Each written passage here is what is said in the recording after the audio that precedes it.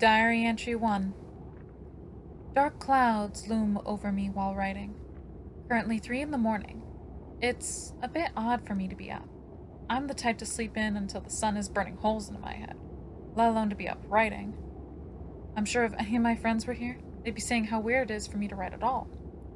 Writing under any circumstances just isn't something I enjoy, regardless of how good or bad I may be.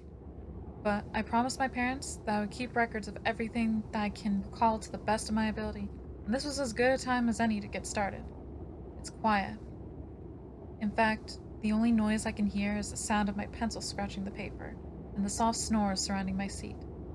About a dozen people alongside me are flying high with luggage in the cargo bay and a buzz in the air. It seems even the attendants are lost to the realm of dreams. I can only hope it remains peaceful. It's strange being on a plane, not like when flying on a Pokemon. Not sure how high exactly. The world below me is small. The ocean, the islands, and cities that we once in a while rush past are tiny things that make me anxious. We'll be at our destination soon. This is my first time flying solo, let alone for an important mission as this. I'm just a volunteer nurse. Yes, I went to school studying under one of the many nurse joys who were the pride and joy of the Pokemon medical field. This? I don't know. I feel out of my league. Of course, when they requested for people to come and help once the news reached the world, I shot to my feet in an instant, but still, I'm nervous. No one could believe that there was an outbreak, that the Paria region was quarantined and requested help. Paria was, for simplistic terms, an isolated region to begin with. Across the long seas, it nestles on the far, far corner of the map, where the closest region to it is Alola. It takes a week-long journey by boat, 2 days by plane. According to my research, a whooping 6 articles that I found time to breeze through while waiting for delays at the airport, region was originally part of Alola. Back in the older times, Alola was actually just one massive piece of land, only to split into sections due to the mighty storms that wreaked havoc.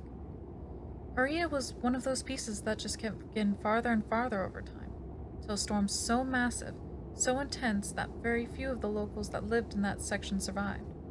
It was through determination and the help of the Pokemon that kept it from being swallowed by the waves. Over time, Koreans managed to stabilize the massive land, keeping it from moving and even further expanding it, becoming its own little region with tourists being the big reason for its economic prosper. Also helped that the locals have been very strict with keeping to their customs and traditions. Herbal medicine made from the Pokemon and land they lived with. Clothes stitched by hand. Very rural. Even though phones and other high-tech gadgets were slowly making their way, the civilians preferred a bird Pokemon messenger.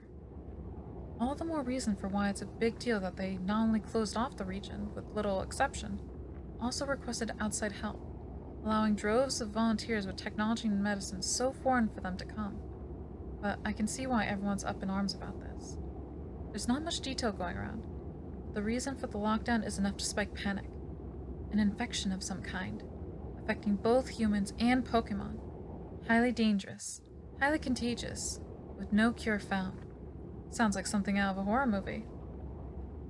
As awful as it sounds, it was a good thing it started there. Had it been a place like Kanto or Sinnoh, it would have been far worse, so it's no wonder the champions and other high-ranking officials sprung into action the moment news got out. A cure needed to be made. The infection had to be stopped. Again, way out of my league. I'm not a hero or some savior, just an assistant nurse at my hometown's Pokemon Center, with an Eevee as my only roommate in a cheap, barren 3-room apartment. Hell, I sleep more at the center than in my own place with how busy I am. There's always something to do, someone to help. Maybe that's why I was one of the first to volunteer to do this? My soft heart can't bear to see any Pokemon in pain, even the more mischievous ones like Gengar or Misdreavus. So with my supplies, my Pokemon partner inside his Pokemon motivation, I let the clock keep ticking down until arrival. Out the window, the clouds rumble their discontent while the ocean snaps its jaws at the plane I'm in. We'll be there soon. When it does, I don't know what's going to happen. Spoken with a few of the people who are in the area I'm in, fellow volunteers that came from all corners of my home region. There's Arrow, who's a Pokemon Ranger. I Nice guy. I met Josh, a Pokemon pediatrician that works for his elder sister that owns a Pokemon daycare. He's sweet, though stubborn, if the multiple debates and the time spent waiting for takeoff on the pros and cons of breeders between us was anything to go by. Another person was Phinia. They were working on towards being a contest coordinator. They actually had family in Paria, and frantically dropped everything to go see them. The only way for that to be possible was through volunteering as a medical or Pokemon specialist of some kind. A coordinator barely fit the line regulations, according to the men that screened everyone. But Josh, who was there with me, Arrow, and a guy named Elu, vouched for them. They begged Josh and me to teach them some basic first aid. And well, we couldn't deny them that since none of us knew what to expect. Phinia knew their stuff when it came to knowledge on Pokemon. Thankfully, they took their lessons seriously to where no one could claim that they weren't a proper specialized volunteer. It would also be more useful to have a local around to help figure out the territory and less outspoken customs so as not to offend anyone. There were more. Like Elu, that worked for a company that focused on the purification of toxic substances that come from poison types like wheezing. But frankly, I haven't done too much interaction with him and the others. Just simple introductions for names and reasons for being there. In the end, background, as important as it was for being given access to Paria, doesn't matter. They're all going there to help. We're going there to help. All of us have our strengths and weaknesses. We have to subdue the outbreak before it gets worse. Our experiences, family history, none of that is going to mean anything once we get to unknown territory like this. For now, that's going to have to be enough.